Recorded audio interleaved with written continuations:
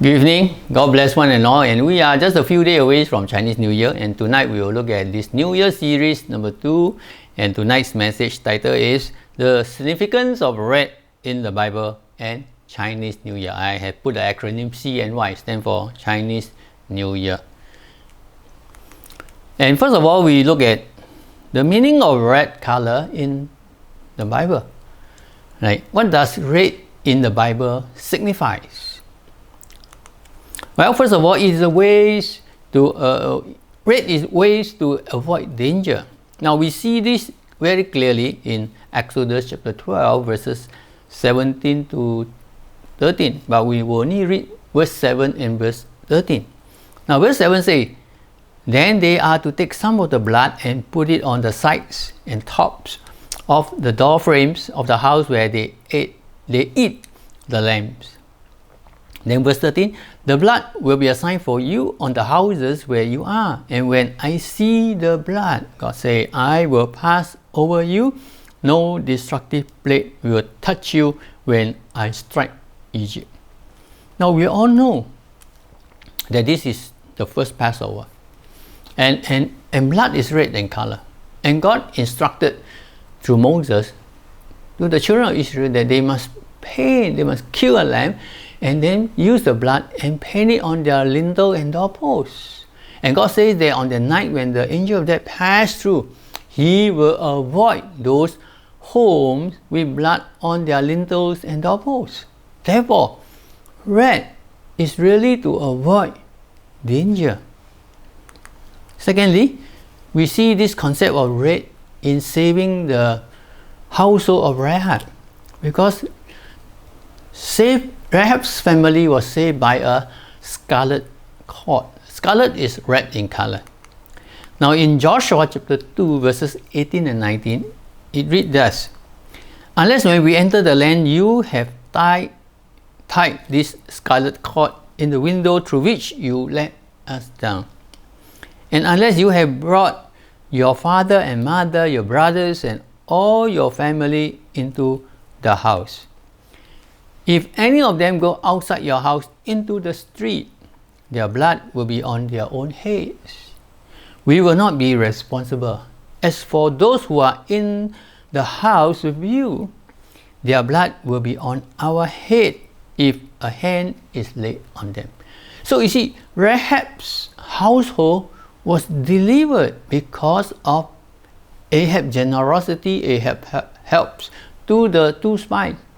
And in the end, the two spies told Rahab that she must hang the red cross on her window. And so when the Israelites came and attacked Jericho, whoever is inside the household with the red cord hanging outside her house, those inside the house will be saved. Now you see, those under the red will be saved. Those outside will meet their fate. They will meet danger. So red color was really the color that saved Rahab's family. And thirdly, we see the red heifers' blood purifies the tabernacle. Now in the Bible, there is in Numbers chapter 19 verse 2, it says this. It says, "This is a requirement of the law that the Lord has commanded. Tell the Israelites to bring you a red heifer without defect or blemish, and that has never been under a yoke." Now if you continue to read Numbers chapter 2, the rest of the verses, you notice that actually in this passage, God instructed Moses and all the priests, that when they want to purify the tabernacle, and the priests, and the tabernacle need to be first purified. They have to make pure first before they can administer holiness, before they can be set apart. So what mechanism, what method did God use? Well, God told them they must sacrifice a cow, and this cow is a very special cow. It is a red heifer. Now it means that this cow has no black hair, no other color's hair. Now you can imagine a cow has how many hairs, how many strands of hairs.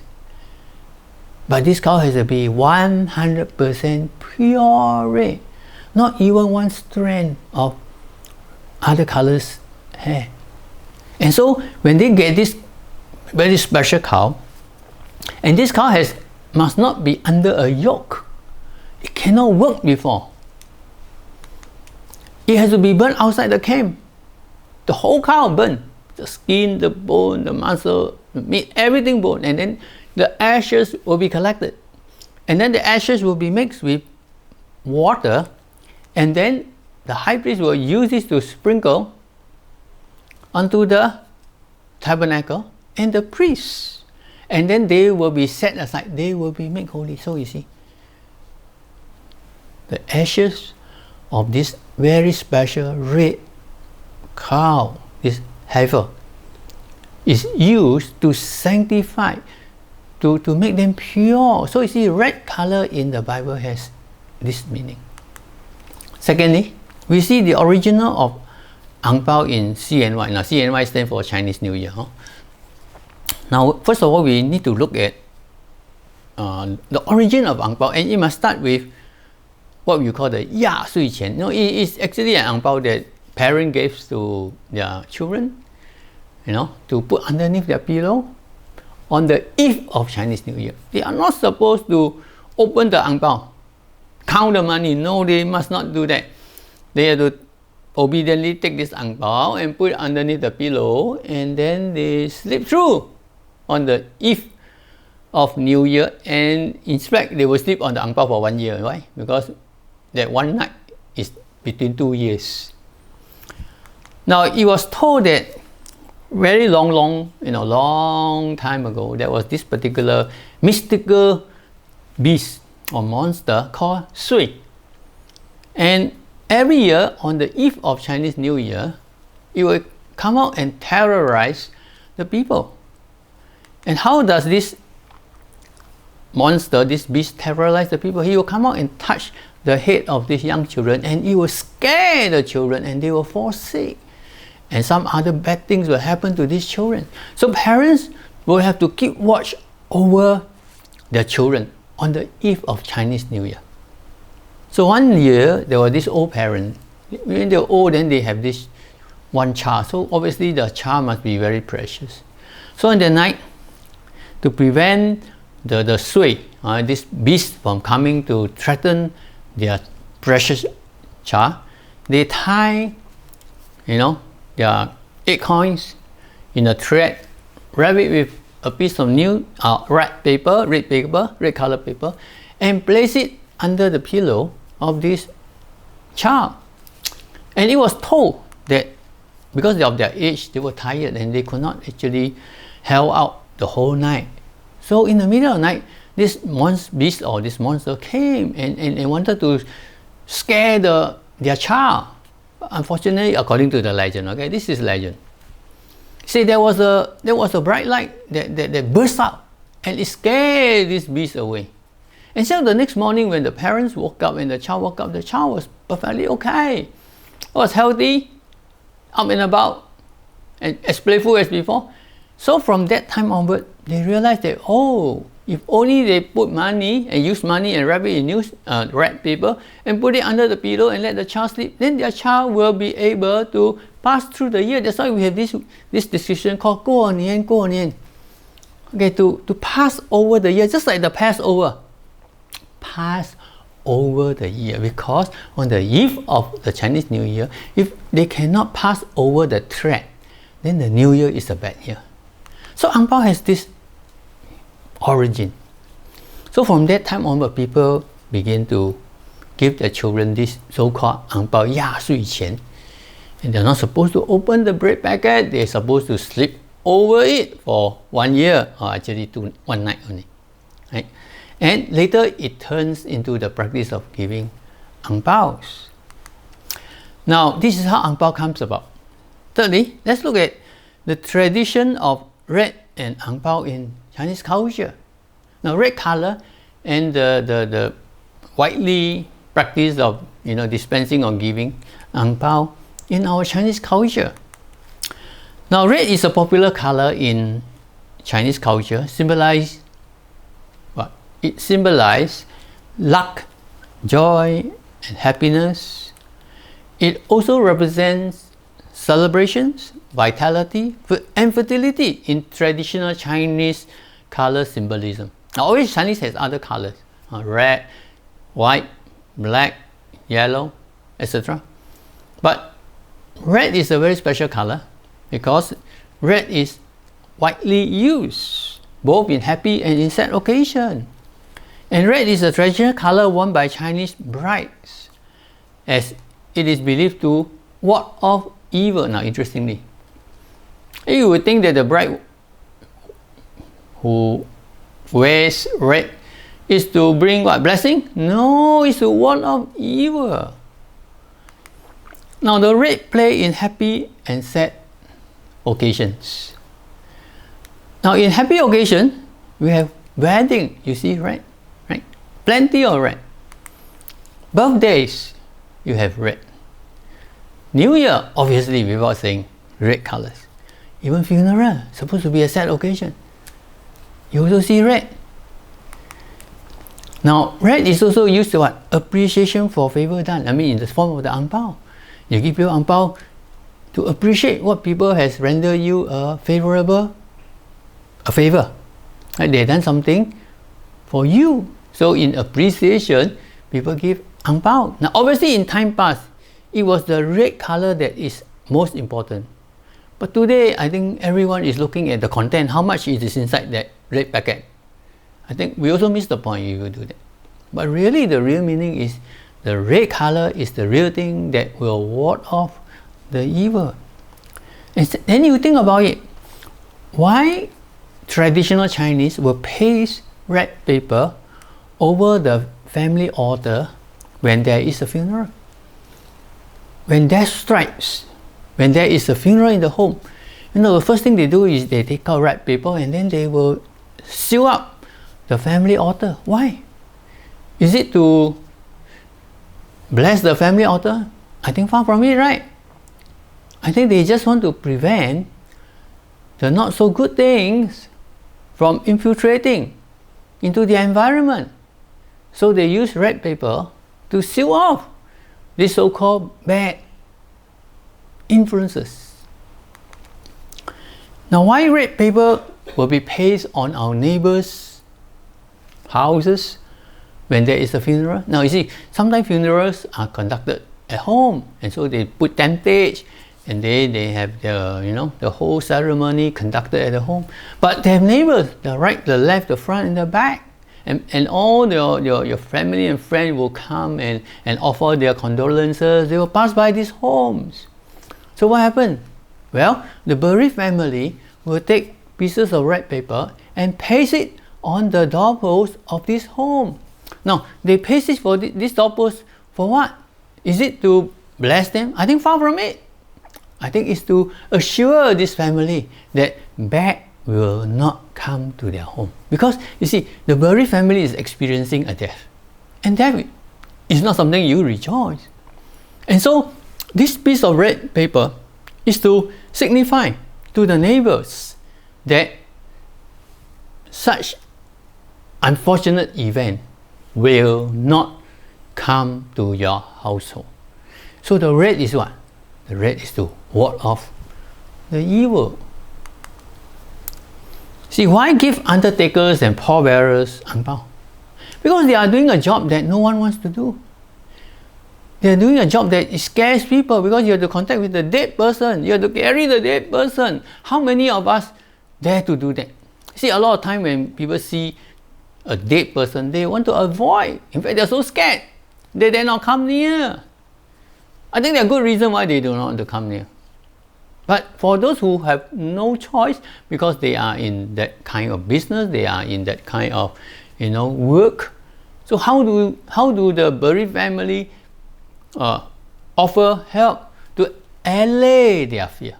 Well, they give them Angpao. Now, this Angpao obviously is not just an appreciation, more than it is also to allay their fear that some bad things will not infiltrate into their lives. So we know that red is not just to bless, more so it is to what? Avoid bad events from happening. Fourthly, a Christian response to red color culture. Now we as Oriental Chinese, now as Chinese, overseas Chinese or whatever, how do we respond to this red color culture? Now unfortunately, many of us are educated in the English educational system. And so many of our elders or our other traditional Chinese, they view us, they look at us as if we are bananas. Why bananas? Well, we are yellow skin outside, but our thinking is white. Inside is white, outside is yellow. So that's why they call us bananas. And I think there is a reason for them to describe us thus. But let me say this, that if we want to respond correctly, do not be misguided. Using red is not superstitious. Using red is not superstitious. Giving Angpao is not superstitious. No.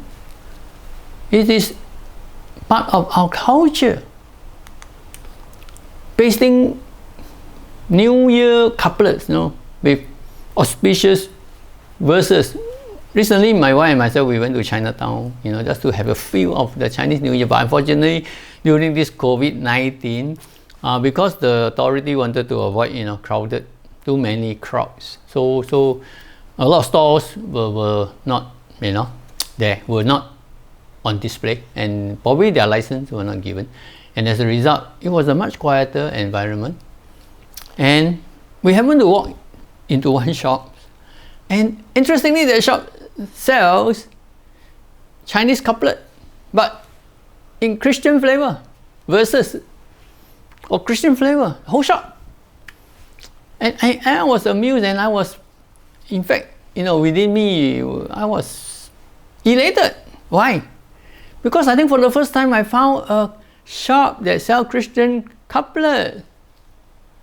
And I think that is a good avenue to display this couplet too. So placing red couplets on your doorpost and lintel is not superstitious at all. Hanging red lanterns is not superstitious. And when you think of the lantern, do not think about it as a religious object. No. Hundreds of years ago, before torchlight, before battery, before electricity was invented or discovered, we use lantern, we use candles. So lantern is equivalent to our torchlight today. Lantern is equivalent to our LED light today. So hanging a red lantern is nothing superstitious. It is just keeping with our tradition. Now we really need wisdom to differentiate traditions from religious practice. Now we have to have this wisdom. What is religious practice that God is not pleased with? And what are valuable Chinese tradition and customs that we need to continue to uphold? We need to practice it so that we can continue with our Chinese culture. If not, we will lose our identity. You know why Israel, the nation of Israel, can survive a couple of thousand years? The Egyptians that persecuted the Jews were no longer around. The present day Egypt is not the former Egypt during Moses' time. The Assyrian, the Babylonian, the Persian, they were all gone. The Greeks, the Romans that persecuted the Jew, they were all gone. None of them existed. How come the Jew exists up to today? Because of obviously the Torah, the scripture. Secondly, their way of life, their tradition, their food, their attire.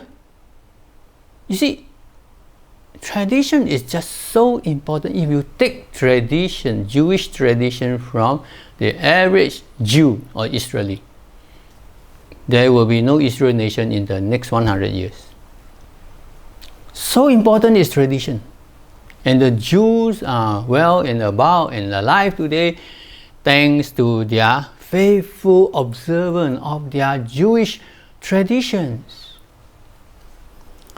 Well, we need to have really wisdom and ask God to give us wisdom so that we may know how to differentiate between our valuable, healthy Chinese tradition and some of this religious practice that God is not pleased with. Fifthly and lastly, should Christians abandon this practice of upholding the red culture? Well, in the Bible we have established that red is practiced in the Bible. In our Chinese tradition, our custom, red is widely used in both happy and sad occasions. So the red culture in Chinese tradition is a great platform to share the gospel. Do you know that? It's a great platform. In fact, during Chinese New Year, when you want to go and share the gospel, how you share the gospel? Don't catch someone, when you go and do your New Year visit, sit down and say, you don't believe in Jesus Christ, you go to hell. The person will tell you in the next moment, I'm sending you to hell. No, we don't share the gospel this way. We don't shove things down people's throat. But red color can be a great platform for us to share the gospel. It's an opener. It's a great opener. It can cause them to be curious, that they want to ask more about our religious practice. Well, if you abandon this practice, that means you abandon the red culture. You will discover that it is extremely difficult to share the gospel with your elders, with your parents and your grandparents. Extremely difficult. I, as a pastor, ministering to the Chinese congregation for the past 40 years, in fact 43 years, I discovered that the older generation, they are very Chinese in heart, in mind, in practice. They look at Western religion, they look at Christianity as a Western religion. So you cannot take a perceived Western religion and share it with a traditional Chinese mind, because they are very Chinese. So how can we open up their mindset? How can we reach their mindset? How can we have the same frequency? Unless they see in us as Christians the Chinese values, the Chinese tradition, then they will not be afraid to adopt, to embrace Christianity. That's it. That's the bottom line. But unfortunately, many English educators, I'm not condemning them, okay? Please understand me. But I observe this. See, because they are English educated, and the worst is that they do not bother to find out more about the Chinese culture. They never take time to study. But they will just simply use a sweeping statement and think that everything that is Chinese tradition is evil. It's from the devil. I'm sorry. I'm sorry to tell you that you are not qualified to say that, because you have not put in your effort to study Chinese culture. You have not put in your hours to understand the Chinese mindset. And therefore, you are not qualified to say anything. The best is that you do not say anything, because you shows up your stupidity and your ignorance. See, we need to be qualified. We need to have credibility when we talk. It's not just because you have this title or that title. That title means nothing, because you're commenting on something that you are not qualified to comment with. Although you have the color of the culture, but you do not have the mindset of the culture. And therefore, it disqualifies you. I have a pastor friend who used to say that, going for, what you call that? 针灸 is acupuncture. Acupuncture is devilish. It's of the devil. Very funny. One day, when this person was sick and the Western doctor cannot help anymore, this person went to have, seek a Chinese physician and have himself acupunctured. If there's such a word. And why? Now because you're sick, the Western doctor cannot help you. You know how? Last resort, hope against hope. Hope that acupuncture can help. So now acupuncture is devil or no devil? No, by now no devil already. Know why? Because you got needs. But see, when you don't have need, you talk very loudly. When you burn your skin, it become painful. So what I'm trying to say is that I'm not admonishing anybody, and neither am I speaking, down on anybody. No, I'm just saying, if you have not put in your hours to study, to understand the Chinese culture, please do not speak so loudly that concerning things that you do not know. You may have hearsay. You may have heard it from someone who heard it from someone and heard it from someone, and all of them have never ever truly understand and study the Chinese culture. That's it. Because if you have some knowledge of Chinese culture, you will talk differently, and you would have think differently. See, red has a flavor of blessedness, obviously, right? But more importantly, it is a color that wards off evil, and it is not superstitious. So I hope that this coming New Year, we will open, we will give ourselves opportunity when we visit homes, that there is a platform for us to talk, and that we will interest the pre-believer to ask us why we do that, why we paste couplet also as Christian on our doorpost, why we hung red lanterns, why we put a red banner over our house doors, why we give Angpao.